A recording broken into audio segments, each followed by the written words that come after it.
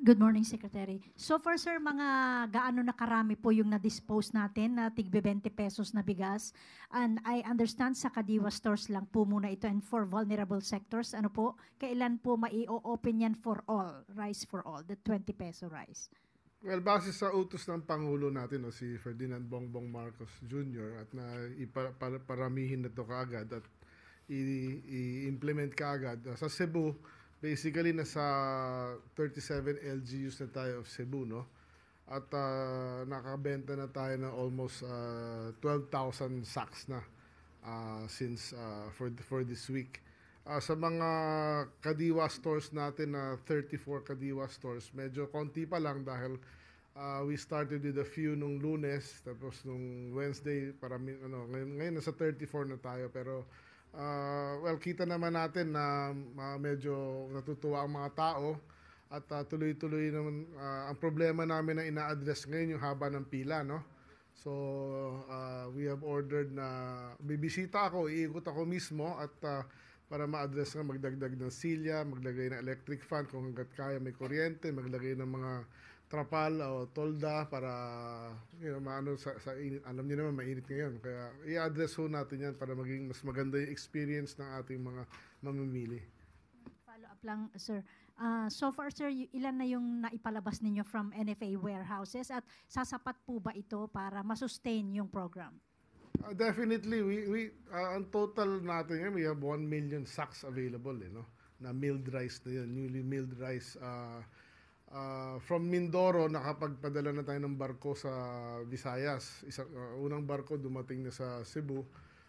May pangalawang barko na aalis this week papuntang Bohol. Galing sa Mindoro yon. Yung Iloilo naman mukhang nagbebenta na. But of course, ang problema natin ngayon is yung election na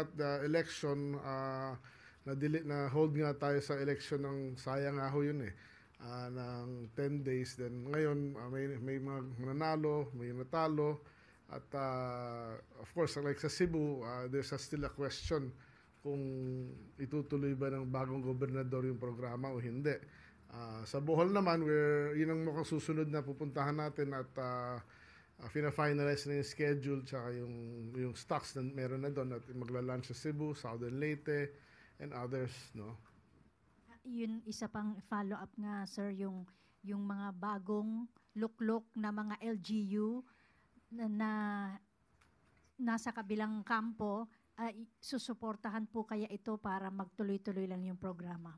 Nakausap nyo na po ba sila o mayroon na po bang initial na pakikipag-ugnayan doon sa mga bagong na luklok sa pwesto na LGUs? Kami dito sa DA, wala namang kaming kulay dito, no? We are doing our job for the Filipino people. Yan ang utos ng ating presidente, no? Lahat ng kailangan bigyan ay bigyan, no? Walang kulay ito. At yes, we have started to trying to set appointments na with let's say the incoming Cebu governor and other government officials na kasama dun sa unang phase 1 na tinatawag natin, which is the NIR Region 6, 7, and 8 and yung Rice Emergency 12 and yun. Thank you, sir. Alvin Baltazar, Radio Pilipinas. Secretary, good morning po. Secretary, nabanggit nyo yung tungkol doon sa cooperation sana ng mga taga-LGU, Secretary. Apo. Bago ba yung election, ilang LGUs po ba yung nagbigay na ng kanilang cooperation para dito sa pagdidistribute ng Burambigas? Well, nung meeting namin dun sa Cebu with the governors of Visayas, almost all have committed naman.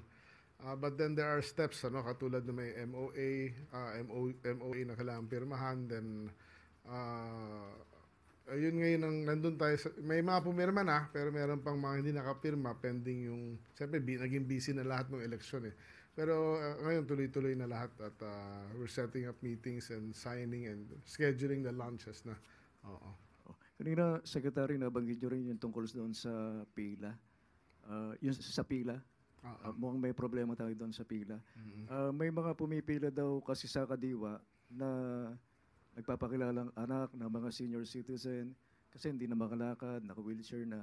So, pwede raw ba yung ganong klase ng sistema on their behalf? Well, sa ngayon, pinapayagan namin yun dahil nga it might be true na na ganun nga sitwasyon. But of course, we are listing down yung mga ganun nagkiklaim, and we will be counter-checking siguro sa kanilang tahanan at mabisitahin sila para makita lang talaga. But of course, as of the moment, we cannot question, and we really need to dispose and move out our stocks, ano? Magandang quality na bigas para tuloy-tuloy ho na at least makinabang. Anyway, makikinabang din naman yung iba eh. Secretary, ihabol ko na lang ito. As of now ba, meron tayo nakukuha ang mga reklamo doon sa mga posibleng pananamantala ng mga traders doon sa mga magsasaka? Particularly yung mga nambabarat sa mga local farmers natin. Well, meron na kami listahan of areas na identified na talagang mababa ang bili masyado ng traders sa mga farmers. We have 32 locations na sa Luzon na nakikita at iniimbestigahan na ng opisina ng DA ang kung sino yung mga traders na bumili na yon, because we have to identify them, and basically may investigation na nangyayari ngayon. Meron na rin kaming plano para sa next harvest season ay yung sa mga lugar na yon na medyo nabilhan ng 13 pesos, 14 pesos, 15 pesos ay kami na pupunta ron sa next harvest season. Nakahanda kaming bumili at meron na kaming marketing or purchasing procurement group na mobile na tatakbo sa mga may balitang area na mababa ang presyo ng palay. Secretary, isa na lang talaga. Doon sa ginagawa niyong investigation, mayroon bang posibleng kasong maisampa doon sa mga nanggugulang sa mga local farmers natin? At anong kaso? Well, technically, wala as of the moment. Pero siyempre, naghahanap kami ng paraan na legally baka maglabas kami ng policy in the future. Parang pinag-aaralan pa ho ito, no? But the idea that is set a floor price. Sa ibang bansa, meron mga ganung patakaran, no? Like in India and other countries. So we are studying the best practices, no, sa iba't ibang bansa so that we can hopefully, but of course, itong mga ganito, we were checking pa kung kailan ba ito batas o pwedeng Department Administrative Order lang, ano? Salamat po, sir. Clay Pardilla, People's Television. Good morning, Sec. Sec, you've mentioned about the phases. When are we planning to expand the distribution of NFA rice or bigas, Bente Bigas to Mindanao? Okay. Well, yung phase 1 natin is ngayon na, no? With Negros Iron Region, sinama Region 6, 7, and 8. Just to add, and more details on that, sorry, may kodigo ko dito para I don't miss. Dahil maraming, sa Region 1, first phase, ulitin ko lang, Negros Oriental, Samar, Eastern Samar, Negros Occidental, Northern Samar, Leyte, Bohol, Antique, Cebu, Iloilo, Capiz, Biliran, Southern Leyte, Guimaras, Siquijor, Aklan. Sinama din namin ng Mindoro kasi may clamor from Mindoro na galing sa amin yung bigas. Bakit wala kami? So sinama na namin sa first phase yan, and we are contacting yung mga governors dyan, no, sa Oriental and Occidental. Phase 2, ang target namin will be by July, and ang as mentioned before, yung ang rating namin is based on poverty incidence, ano.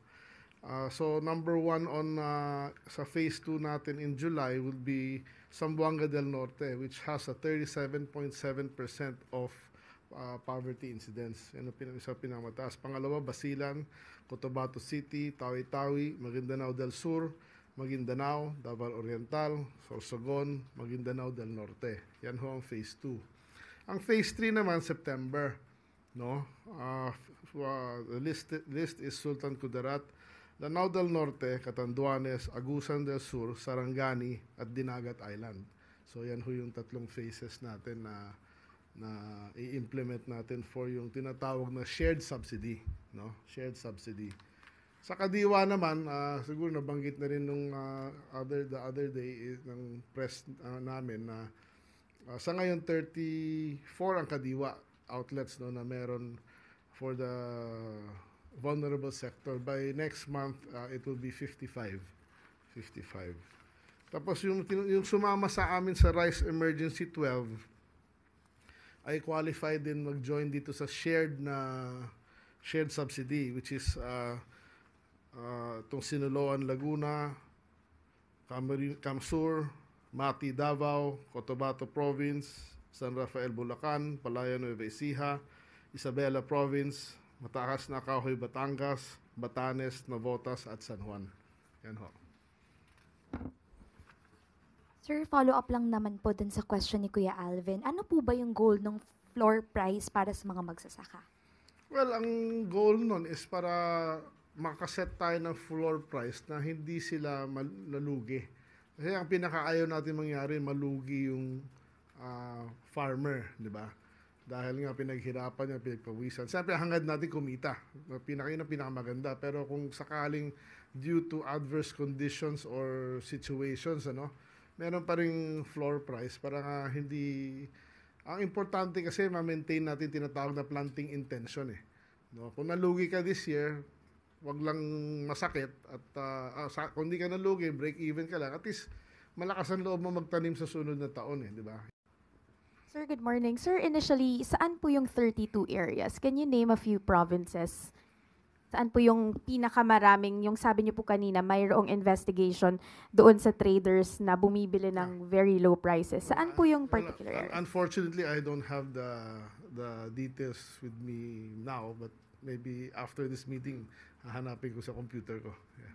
Sir, on the shared subsidy, how much na po yung na-suspend ng government for subsidizing rice for indigent families to pull down the prices to 20 pesos per kilo? Depende sa tanong mo yan eh. Kung actual cash ba na linalabas namin ngayon? Actually, wala pa. Dahil sarami natin ng stocks. Sa ngayon, ang stocks natin ngayon ng palay is nung unang nagsasabi ako, 300,000 tons na. Ngayon, nasa 400 plus thousand na eh. So, lahat yan is yung NFA na bigas na binili galing sa GAA namin. So, yan pa rin yung bigas na binibenta natin. So, technically, except for the logistics of it, wala pang linalabas ang nadagdag pera ang gobyerno natin while selling this rice. Sir, last from my end. Sir, under the in the next 3 years, in the remaining 3 years of President Ferdinand Marcos Jr., would it be possible, how likely is it for the government to extend the 20 peso rice for non-indigents, regular Filipinos? Well, inutos na ho ni Presidente sa amin at sa akin na gagawin na natin to hanggang 2028. Yung formula na lang ang basically pinag-uusapan. Meron na kaming idea sa magkano ang magagastos. Pero ang pinakamahirap ma-identify, siyempre hindi naman ito pwede sa lahat ng Pilipino, no? Of course, yung mayayaman, hindi na dapat sila sumama sa programa na yan. Pero ang ina-identify na lang namin ngayon through a study is yung sectors na kailangan talagang masuportahan, lalo na mahirap. But in general, ang idea as of the moment is 15 million families ang ating sisilbihan nito. Kung may 5 tao, may 4 na tao bawat pamilya, so that is 60 million people. Tapos yung quantity per month, ina-identify pa, of course. Thank you. Sam Medinilla, Business Mirror. Good morning, sir. Nung last month po, na-mention ng NFA na medyo nahihirapan pa rin raw po yung government na makomply yung 15-day national rice buffer stock. Mm-hmm. Tapos ang current inventory raw po that time is 358,000 metric tons. Ngayon po, nagbebenta po kasi yung NFA ng bigas. So hindi po ba mas mahihirapan yung government na ma-reach yung buffer stock na 15 days? Kung patuloy po magsasell sila dun sa 20 pesos per kilo rice? Well, this year, umabot tayo ng 10 days na buffer stock, di ba? Ang main reason kaya hindi natin but we still had 5 billion peso, 5 billion plus remaining for 2024 na pera. Ang main problem namin sa NFA is kulang kami ng warehouse. O kaya yung warehouses namin, over the years, marami nang dilapidated. That's why, but of course, because of the thrust of our Presidente, binigyan na niya kami ng budget last year. No? So ngayon, dahil sa utos ni Presidente, ginagawa na lahat ng mga warehouse na yun. And hopefully by maybe first quarter of next year tapos na and mas marami na tayong warehouses paglalagyan ng mga bigas na yan. And the budget technically is not enough per se to get 15 days. But kung mabago nga natin yung batas, no, at yung function ng maibalik ng konti yung functions ng NFA na pwede magbenta ng binili sa farmer at paikot yan, then we can exponentially use the same amount of money to buy more rice, no, to serve as buffer stock and to serve the people with mas murang bigas. I-clarify ko lang, sir. Bali, off doon sa 358 metric tons na rice sa warehouses ng NFA, ilan po doon yung target ng NFA na mabenta under sa 20 pesos rice program? At 250,000. tapos last na lang, sir, for my part. Yung itutuloy pa rin po ba ng NFA yung pag-auction ng rice nito? No, ang utos ko sa last 2 weeks ago, I met with all the NFA officials, no, from the branch managers, regional managers, and the mga quality control. Ang sabi ko sa kanila, and pinapalakas namin talaga yung quality control ng NFA, no, para nga ang ipapabid na lang natin or na tinatawag is yung mga bulok lang talaga. Diba? Hindi naman ang sinasabi ko naman dati pa na walang 100% na walang mabubulok. Meron. Kaya lang ano ba yung acceptable dyan na parameters, no? So sa akin 1 to 2% is acceptable, industry standard yan. So yun lang ang dapat natin ipabid. Thank you. Thank you po, sir. Eden Santos, Net 25.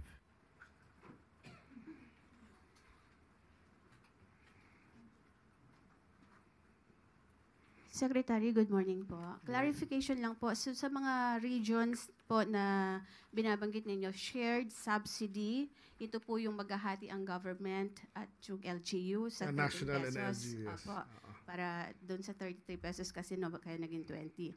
Sa Kadiwa po ba ay shouldered lahat ng government yung Yes. 13 pesos? Hindi naman 13 pesos yun kasi yung presyo ng Kadiwa from NFA is actually 29, not 33. So 9 pesos yun. So, yung bigas po, 29 pesos at 33 pesos yung original na price. Yeah, 29 yan from the start because Okay. it is supposedly yung rice na yun is medyo kaka-age lang. Aging stocks yun tinatawag. Kasi Pero po hindi naman ibig sabihin luma yun. Ibig sabihin mga 2 months old, parang gano'n. Yun. So, 29 pesos po pala yung original price, hindi po 33. Anyway, hindi po Sa ba... Kadiwa. Opo. Yun. Hindi po ba kakayanin ng government through DA po na i-shoulder lahat at Kadiwa centers po ang magbenta sa ating mga kababayan since meron pong mga LGUs na talagang hindi po kakayaning mag-subsidize para po makabili rin yung ating mga may hirap na kababayan na nasasakupan. Yung idea sa ngayon, medyo tama kayo ron. Yung idea sa ngayon, siyempre, hanggat maaari, dahil malaki din naman ang kailangan pera para doon sa mga first phase, second phase, third phase natin. Of course, yung mga mangyayari niyan, siyempre, mas gusto ko ng konti na may yung shared subsidy ang umiral para mas marami tayong magawa, di ba? Pero kung sakaling may LGU na may high poverty incidence na hindi kaya yun, talagang ang plano ay maglalagay ng Kadiwa. Doon po sa phase 2, mag-start on July, sabi niyo po. Yes. So, ito po ay bandang Mindanao na yung makakabili po. Yeah, ng kagaya 20 na nabanggit pesos ko nga, bigas. yung Zamboanga del Norte, yung mga Basilan. Yeah, puro, actually, karos lahat Mindanao. So, asahan po ng mga taga Mindanao yung 20 pesos na bigas on July. Kaya nagre-repositioning na kami as of the moment dahil nga it takes, medyo logistically kung nakikita niyo, pati tawi-tawi, yung mga ganun nandun Kaya kailangan Basilan, Isla yan. So it's a logistical concern na inaayos natin. Thank you po. Last question for Sec2 Laurel, Clay Pardilla, People's Television. Hi, sir. Sorry, sir. Other topic. Can the Department of Agriculture confirm that it will impose a countrywide poultry ban from Brazil, which is our top meat supplier?